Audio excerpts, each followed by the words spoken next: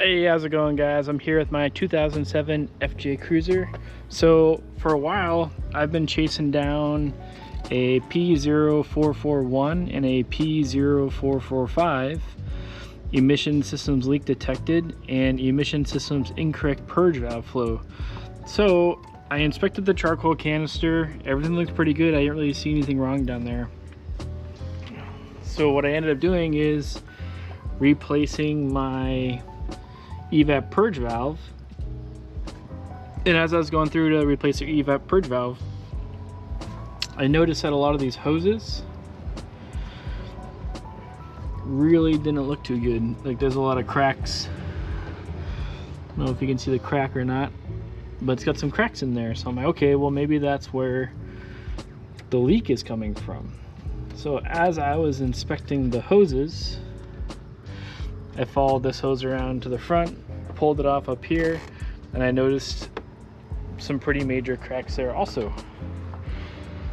And while I was down here, during my maintenance, I was like, hey, you know what? Normally I change out the PCV valve. I'll go ahead and do that also.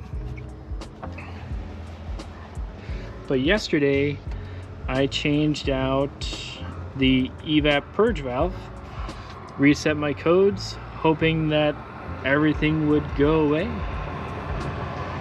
What ended up happening is now I have a P0171 and a P0174 system 2 lean, and when I check online it shows as O2 sensors. But as I was installing this, I was inspecting the hoses, and these hoses are very, I mean, they're not that, I mean, it's from 2007, but with it being, you know, heated up all the time when you drive the car, the cracks on the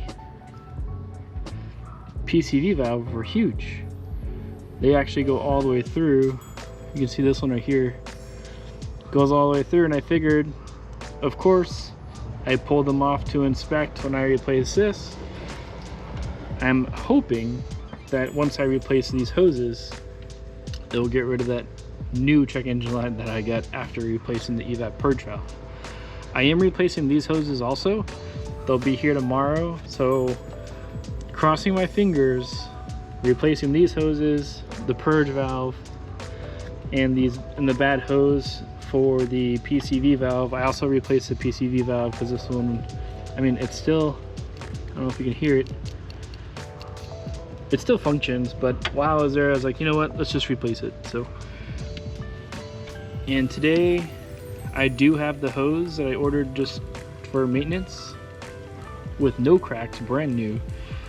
I'm hoping this will get rid of my P0171-174 code, and then when I replace this hose and this hose set from the metal line to the purge valve, I'll also get rid of my EVAP leak. Alright, let's finish replacing the PCV valve hose and reset the codes. I got the new PCV valve and hose installed. It's very easy to get to. It's just this hose right here, goes behind this middle bracket and just right there. Really easy.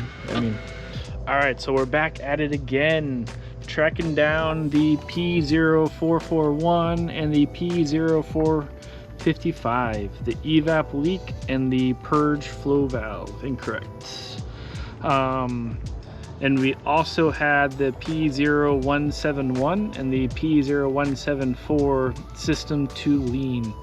I'm not sure if I went over this in the first part, but the reason why I ended up getting the system 2 lean is I was trying to track down or track the issue of the purge valve.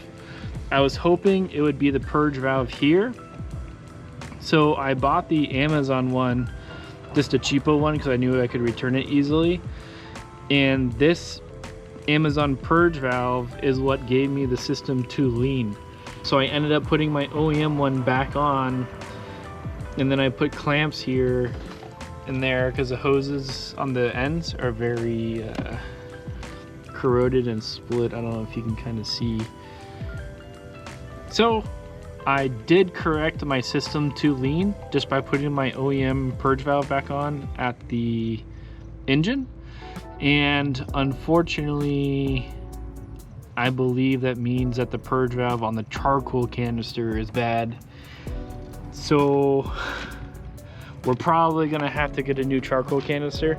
But before I do that, because it's super expensive, I bought these hoses just to see. I'm not very confident it's gonna fix it. I'm actually like 85% sure it's gonna be the charcoal canister.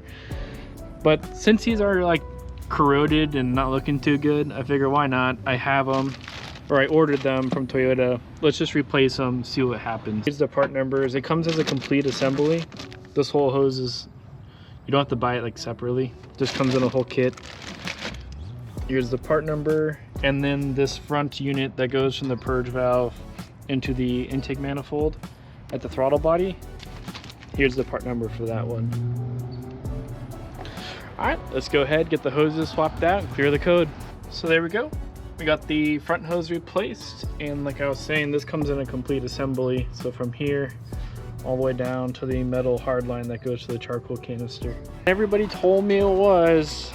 I bit the bullet. I finally bought it. The brand new charcoal canister assembly. And man, it wasn't cheap, but it was on sale for Black Friday, so I bit the bullet. And I'm sure the purge valve that we're having all the problems with is right here. So let's go ahead, swap out the old one. As I was saying, the charcoal canister is very easy to get to since there's no spare tire under here. Just these two bolts right here. The hardest thing actually isn't even unbolting it. We got this cross member right here in the way, and we have to disconnect all these hoses. So disconnecting the electrical connection and the hose is probably going to be the hardest thing we got going on here.